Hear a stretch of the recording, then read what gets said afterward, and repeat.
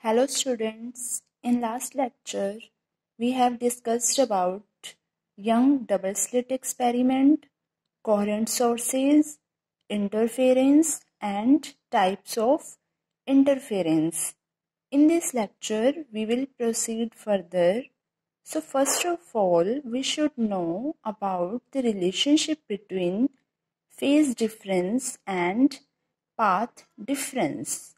We know if path difference between two waves is lambda, then the phase difference is equal to 2 pi.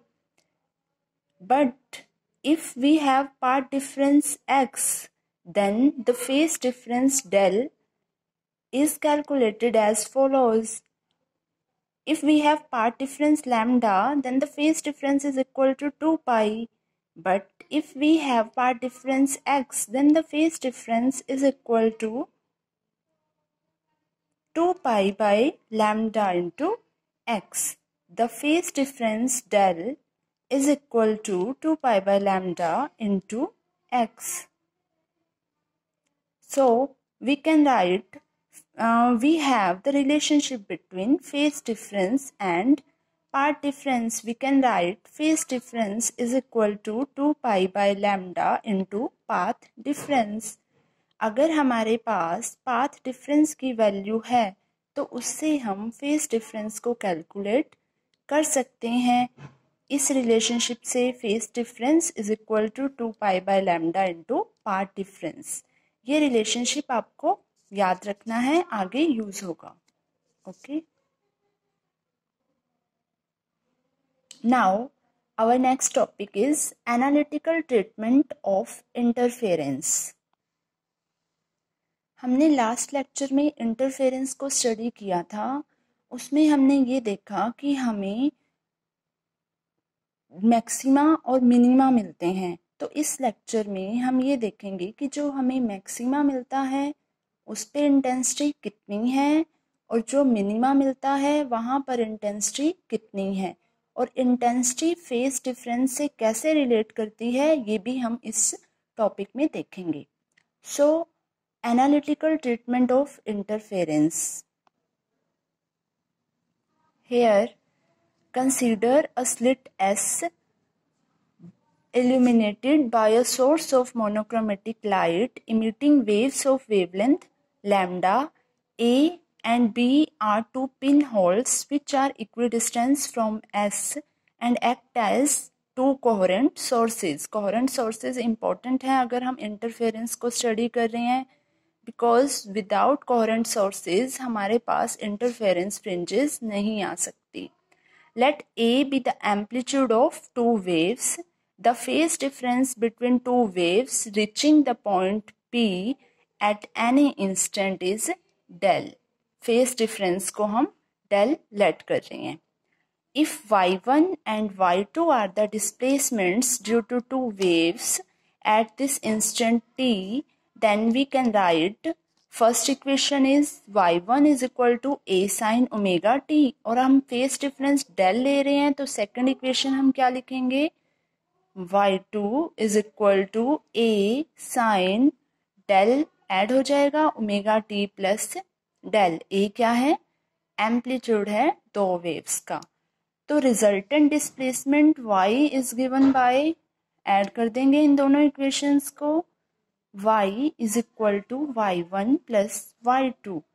y1 की value क्या है हमारे पास, a sine omega t, plus y2 की value है a sine omega t plus del. यहाँ हम formula open करेंगे साइन a प्लस b का, which is equal to sine a cos b plus cos a sin b. Next equation y is equal to a sin omega t as it is. इसको जब हम open करेंगे a multiply हो जाएगा a sin omega t cos del plus a cos omega t sin del. यहाँ हमने formula open किया है साइन a प्लस b का, जो आपको पता है उसकी वैल्यू होती है sine a cos b plus cos a sin b. कुछ टर्म्स जो कॉमन है वो हम कॉमन ले लेंगे। यहाँ देखिए a sin ओमेगा t, इस इक्वेशन में भी a sin ओमेगा t, दोनों में से अगर हम a sin ओमेगा t को कॉमन लेते हैं तो यहाँ पर हमारे पास रह जाएगा 1 और यहाँ हमारे पास cos del रह जाएगा प्लस ये equation as it is a cos omega t sin del. This is our third equation.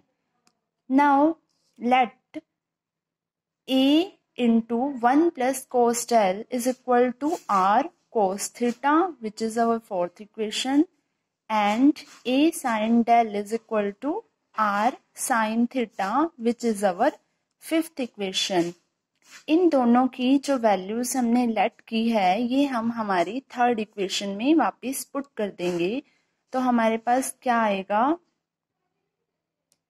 जब हम वैल्यू पुट करेंगे तो हमारे पास थर्ड इक्वेशन आ जाएगी y is equal to a into 1 plus cos del की जगह पे क्या पुट करेंगे, r cos theta, r sine omega cos theta. Next put करेंगे a साइन डेल की जगह पे हम पुट करेंगे r साइन थीटा, तो यहाँ रह जाएगा हमारे पास plus r cos omega t sine theta. तो y की हमारे पास वैल्यू आ गई r sine omega t cos theta plus r cos omega t sine theta. अगर आप ध्यान से देखो तो ये हमारे पास फर्दर वही फॉर्मूला बन रहा है साइन a प्लस b का।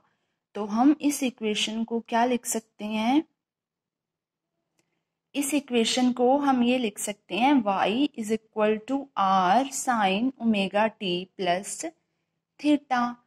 ये जो इक्वेशन है, this equation represents the equation of simple harmonic motion of amplitude r। हमें क्या चाहिए, इंटेंसिटी चाहिए। इंटेंसिटी कैलकुलेट करने के लिए हमें एम्पलीट्यूड का पता होना चाहिए, क्योंकि intensity is directly proportional to the square of amplitude.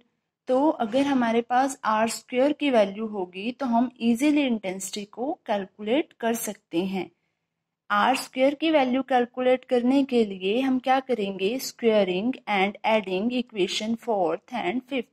ये जो हमारे पास फोर्थ एंड फिफ्थ इक्वेशन है इसका स्क्वायर करके ऐड कर देंगे तो हमारे पास ये आ जाएगा R square sine square theta plus R square cos square theta is equal to a square sine square del plus a square into 1 plus cos del का whole square.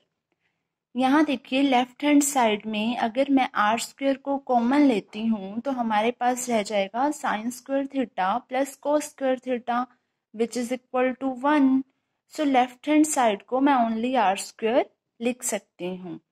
Right hand side में हमारे पास क्या आ जाएगा, a square sine square del as it is plus a square, इसका हम formula open करेंगे ए प्लस बी के होल स्क्वायर का which is equal to a square plus b square plus 2ab 1 plus cos square del plus 2 cos del. फिर से यहाँ देखिए right hand side में यहाँ हमारे पास है ए स्क्वायर साइन स्क्वायर डेल। अगर हम ए स्क्वायर को मल्टीप्लाई करते हैं यहाँ पर तो ये आ जाएगा a square cos square del, और ए स्क्वायर को कॉमन लेते हैं तो हमारे पास हो जाएगा a square into sine square del plus cos square del which is further equal to 1। तो ए स्क्वायर ऑलरेडी है और ए स्क्वायर हमारे पास यहाँ फॉर्म हो गया, तो total a square plus a square is equal to 2a square, और यहाँ रह गया 2a square cos del. 2a square common लेंगे 1 plus cos del, 1 plus cos del को हम क्या लिख सकते हैं 2 cos square del by 2। Multiply करेंगे तो आर स्क्वायर की हमारे पास वैल्यू आ गई 4a square cos square del. Amplitude का स्क्वायर आ गया हमारे पास। The intensity at any point is proportional to square of amplitude. We know जो इंटेंसिटी है किसी भी पॉइंट पे वो स्क्वायर ऑफ एम्पलीट्यूड के इक्वल होती है। तो I represents the intensity. I is directly proportional to R square. अगर हम प्रोपोर्शनैलिटी का साइन हटाकर कांस्टेंट लगाएं तो हमारे पास आएगा I इज इक्वल टू के आर स्क्वेयर। सिंप्लिसिटी के लिए हम k की वैल्यू को 1 ले रहे हैं, तो I की हमारे पास जो वैल्यू है वो आ जाएगी 4a square cos square del by 2 which is our 7th equation. अब हम स्पेशल केसेस को डिस्कस करेंगे। इंटेंसिटी की वैल्यू आपके पास आ गई 4a square cos square del by 2। First case है, यहाँ रिलेशनशिप देखेंगे हम। जब हमारे पास फेज डिफरेंस की value 0, 2 pi, 4 pi, 3 into 2 pi up to n into 2 pi है और पार्ट डिफरेंस की value 0, lambda, 2 lambda, 2 lambda up to n lambda है, तो I की वैल्यू हमारे पास क्या हो जाएगी 4a स्क्वेयर। अगर हम यहाँ पर डेल की वैल्यू 0 पुट करें, 2 पाई पुट करें, 4 पाई पुट करें, तो हमें पता है इसकी वैल्यू क्या हो जाएगी, इस फैक्टर की वैल्यू 1 हो जाएगी और I की वैल्यू हमारे पास मैक्सिमम आ जाएगी 4a स्क्वेयर। तो इंटेंसिटी हमारे पास मैक्सिमम कब हुई, जब पाथ डिफरेंस जब होल नंबर मल्टीपल है वेवलेंथ के, तो हमारे पास इंटेंसिटी क्या हुई 4a square maximum. Intensity is maximum when phase difference is a whole number of multiple of 2 pi और part difference is a whole number multiple of wavelength. अगर हम अपोजिट केस लें, जब हमारे पास फेज डिफरेंस की value pi, 3 pi up to 2n plus 1 pi है और पार्ट डिफरेंस की value x is equal to lambda by 2, 3 lambda by 2, 5 lambda by 2 है, और इस इक्वेशन में अगर हम वैल्यू पुट करें, डेल की जगह पे हम पाई पुट करें, तो आपको पता है कोस पाई बाय 2 कोस 90 0 होता है, तो इंटेंसिटी की वैल्यू हमारे पास क्या आ जाएगी 0, जो मिनिमम है। Hence intensity is minimum when path difference is an odd number multiple of half wavelength. तो इंटेंसिटी हमारे पास मैक्सिमम कब आई, जब path difference whole number multiple है वेवलेंथ के, और इंटेंसिटी मिनिमम कब आई, जब हमारे पास जो पाथ डिफरेंस है वो ओड नंबर मल्टीपल है हाफ वेवलेंथ के। Next is energy distribution. अब हमारे पास वो पॉइंट आ चुके हैं जहां पर इंटेंसिटी मैक्सिमम होगी और जहां पर मिनिमम होगी। इंटेंसिटी मैक्सिमम होगी 4a स्क्वेयर और मिनिमम होगी 0 होगी। इंटेंसिटी मैक्सिमम कहाँ पर होगी, हमारे पास 0, 2 पाई, 4 पाई, और मिनिमम कहाँ होगी पाई, 3 पाई, 5 पाई। यहाँ हम ये देख रहे हैं कि जो इंटरफेरेंस फ्रिंजेस हमें मिल रही हैं वो is in the accordance with the law of conservation of energy मिल रही हैं। हम ये जानते हैं according to the law of conservation of energy, the energy can neither be created nor be destroyed, it can only transfer from one point to another point. तो ये जो फ्रिंजेस हमें मिलती हैं इंटरफेरेंस में, ये law of conservation of energy के according ही मिलती हैं। हमें ये पता है कि इंटरफेरेंस से पहले हमारे पास यूनिफॉर्म इंटेंसिटी होती है और बाद में रीडिस्ट्रीब्यूशन हो जाता है। कहीं पर इंटेंसिटी मैक्सिमम हो जाती है और कहीं पर मिनिमम हो जाती है। तो अगर हम in the absence of interference intensity देखें, तो आपको पता है एम्पलीट्यूड हमने a लिया था। अगर हम दो वेव्स की इंटेंसिटी देख रहे हैं तो a square plus a square किसके इक्वल हो जाएगी, 2a स्क्वायर के इक्वल हो जाएगी। और आफ्टर इंटरफेरेंस इंटेंसिटी हमें पता है कहाँ से कहाँ वेरी कर रही है, 0 से 4a स्क्वायर के बीच में। तो एवरेज इंटेंसिटी हम देखें तो 0 plus 4a square by 2 is equal to 2a square. Before interference intensity 2a square है एंड आफ्टर इंटरफेरेंस भी हमने क्या देखा, एवरेज इंटेंसिटी 2a स्क्वायर ही है। तो यहाँ से प्रूव होता है कि जो फॉर्मेशन है इंटरफेरेंस फ्रिंजेस की वो according to the law of conservation of energy हुई है। Now our next topic is expression for fringe width. What is fringe width? The distance between two consecutive bright or dark fringes is called as fringe width. ये हमारे पास dark fringe है, ये bright है, ये dark है, ये bright है, फिर ये डार्क है.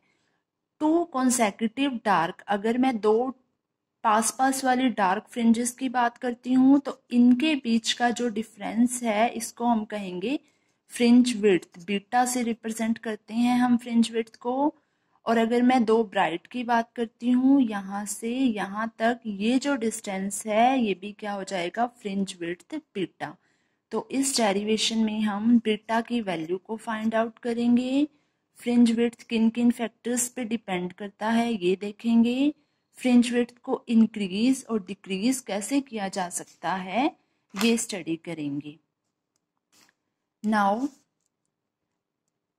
Consider a slit S illuminated by a source of monochromatic light of wavelength lambda.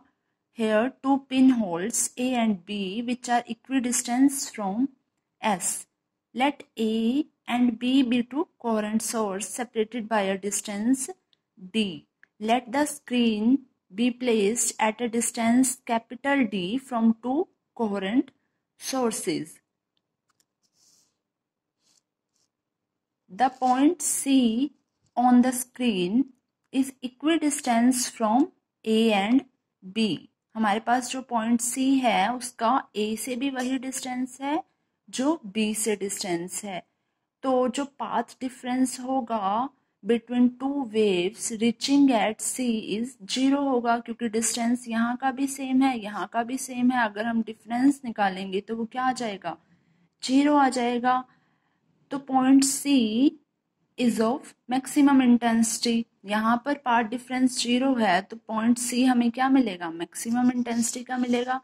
तो हम जिस पॉइंट पे इंटेंसिटी देख रहे हैं वो हम यहाँ पे कंसीडर कर रहे हैं. Consider a point P at a distance x from C. ये पॉइंट हमने कंसीडर किया. C से पॉइंट P तक का जो डिस्टेंस है वो हमने x लेट कर लिया. The path difference from above figure. अब देखिए हमारे पास अगर हमें पी क्यू की वैल्यू चाहिए तो हम क्या करेंगे, P C minus Q C करेंगे.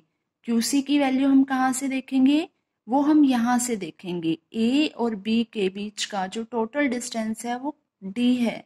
और अगर हम इतना देखना चाहते हैं तो ये क्या हो जाएगा, d/2 हो जाएगा.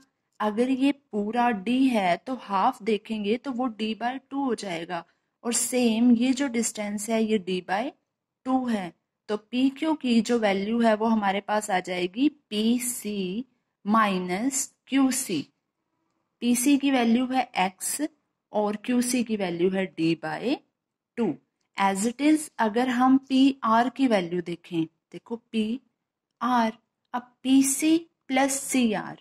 पी सी की वैल्यू हमें पता है x है और सी आर की वैल्यू वैसे ही यहाँ पर क्या है, d/2 है. तो हमारे पास पी आर की वैल्यू क्या हो जाएगी, x प्लस d/2. हमें कैलकुलेट करना है पाथ डिफरेंस. मीन्स हमें चाहिए बीपी माइनस एपी. दो रेस के बीच का पाथ डिफरेंस कैलकुलेट करना है which is equal to BP minus AP. उसके लिए हमें बीपी की वैल्यू पता होनी चाहिए और एपी की वैल्यू पता होनी चाहिए. बीपी की वैल्यू फाइंड आउट करने के लिए हम देखेंगे इस ट्रायंगल में बी पी आर.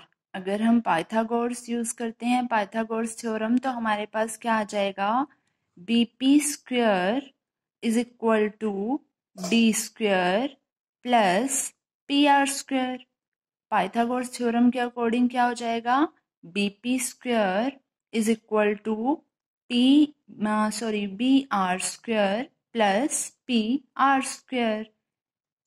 तो हमारे पास देखिए BP square is equal to D square plus P R की वैल्यू थी हमारे पास x प्लस d/2 का whole square. As it is अगर हम एक और ट्रायंगल की बात करें ए P Q, A P Q. तो यहाँ क्या हो जाएगा, A P square is equal to A Q square plus P Q square. A P square is equal to D square plus x minus D by two का whole square. हमें चाहिए क्या, B P minus A P चाहिए, तो हम subtract कर देंगे B P की वैल्यू को ए पी की वैल्यू से। तो ये आ जाएगा लेफ्ट हैंड साइड में हमारे पास B P square minus A P square. यहाँ अगर हम वैल्यू सब्स्टिट्यूट करते हैं तो ये है d square plus d by two का whole square minus d square plus x minus D by two का होल स्क्वायर। वैल्यूज अगर हम इनके स्क्वायर को ओपन करते हैं, इनके स्क्वायर को ओपन करते हैं, तो आप देखोगे क्योंकि आगे यहाँ माइनस का साइन है तो ऑलमोस्ट टर्म्स कैंसिल आउट हो रही हैं। डी स्क्वायर से d square cancel, x square से x square, d square by 4 से डी स्क्वायर बाय 4 कैंसिल। तो हमारे पास लेफ्ट हैंड साइड में एज इट इज है B P square minus A P square, और राइट हैंड साइड में हमारे पास x t plus x t is equal to 2x small d रह जाएगा। इसको ओपन करेंगे a square minus B square को, which is equal to a minus b into a plus b is equal to 2x small d। bp plus ap को इधर right hand side में ले आएंगे, हमारे पास लेफ्ट हैंड साइड में रह जाएगा bp माइनस ap, और यहाँ है 2x small d by bp plus ap। अगर आप फिगर में देखो, फिगर में हम ये देख रहे हैं कि जो BP है वो अप्रोक्सीमेट AP के ही इक्वल है। BP और AP को अगर हम अप्रोक्सीमेट इक्वल लें और उसकी वैल्यू को D के इक्वल अप्रोक्सीमेट लें तो हमारे पास ये हो जाएगा BP minus AP is equal to 2x small d by 2 capital D। 2 से 2 कैंसिल आउट, ये रह जाएगा x small d by capital D. Small d हमारे पास क्या है, distance between two coherent sources, and capital D क्या है हमारे पास, distance between screen and two coherent sources. अब पाथ डिफरेंस और फेज डिफरेंस में मैंने आपको रिलेशन बताया था स्टार्टिंग में। अगर हमारे पास पाथ डिफरेंस है तो हम फेज डिफरेंस को कैलकुलेट कर सकते हैं। Phase difference is equal to 2 pi by lambda into path difference. Path difference हमारे पास है X D by D, value put कर देंगे। एनालिटिकल ट्रीटमेंट में हमने ये देखा था कि हमारे पास जो मैक्सिमम इंटेंसिटी की फ्रिंज है और जो मिनिमम इंटेंसिटी की फ्रिंज है वो कब आती है। अगर if the path difference is a whole number multiple of lambda, then the point is bright, that is the point is of maximum intensity। तो हमारे पास जो पाथ डिफरेंस है एक्स डी बाई डी को अगर हम एन लैम्डा के equal put करें, और एन लैम्डा और सॉरी एन की वैल्यू है हमारे पास 0 1 2 3, तो x की वैल्यू यहाँ से क्या आ जाएगी हमारे पास, n lambda capital D by small d। अगर हम n की अब डिफरेंट वैल्यूज पुट करें, n 0 पुट करें तो x 0 की वैल्यू 0 आ जाएगी। The point P lies at C and the point is bright. पहले ही हम देख चुके हैं कि जो C है वो इक्वी डिस्टेंस है A और B से, तो जो पॉइंट C है वो मैक्सिमम इंटेंसिटी का पॉइंट होगा और वो ब्राइट होगा। आगे देखो, अगर हम n को 1 पुट करते हैं तो x1 की वैल्यू है lambda d by small d, n 2 put करते हैं तो x2 की वैल्यू है 2 lambda capital D by small d। ऐसे ही n3 up to xn, n lambda capital D by small d। But हमें यहाँ पर चाहिए क्या, हमें फ्रिंज विड्थ चाहिए। ब्राइट फ्रिंजेस की अगर हम विड्थ की बात करें तो दोनों का डिफरेंस करेंगे हम, x1 में से x0 सब्ट्रैक्ट करेंगे, x2 में से x1 और x3 में से x2। तो जब सब्ट्रैक्ट करते हैं हम x1 में से x0 तो हम देखते हैं इसकी वैल्यू आई हमारे पास lambda capital D by small d। x2 में से x1 सब्ट्रैक्ट करते हैं तो उसकी वैल्यू भी हमारे पास क्या आई, lambda capital D by small d। x3 में से x2 करते हैं तो भी उसकी वैल्यू क्या आई हमारे पास, lambda capital D by small d and so on.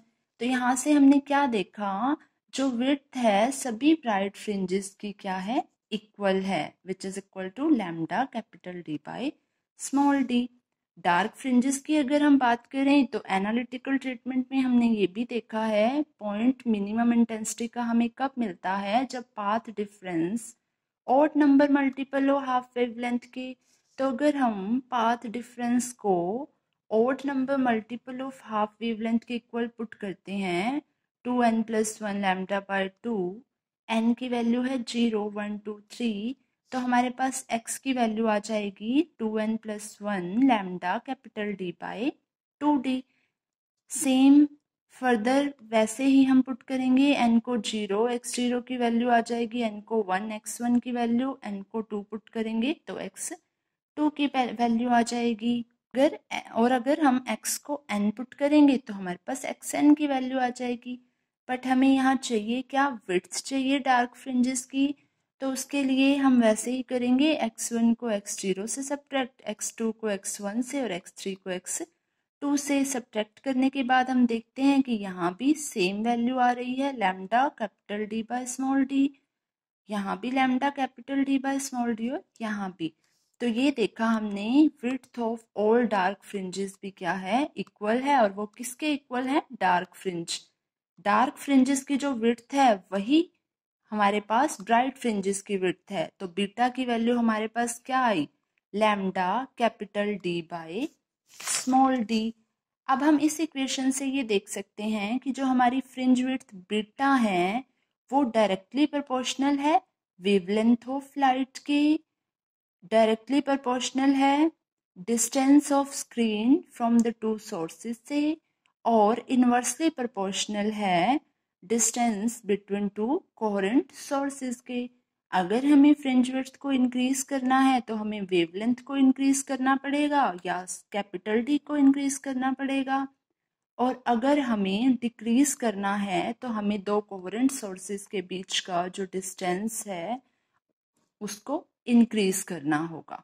हमें अगर फ्रिंज विड्थ को इंक्रीज करना है तो हम 3 फैक्टर से कर सकते हैं, by increasing wavelength, by increasing distance between screen and source, and by decreasing, क्योंकि ये इनवर्सली प्रोपोर्शनल है, by decreasing distance between two coherent sources. This is all about fringe width. Thank you.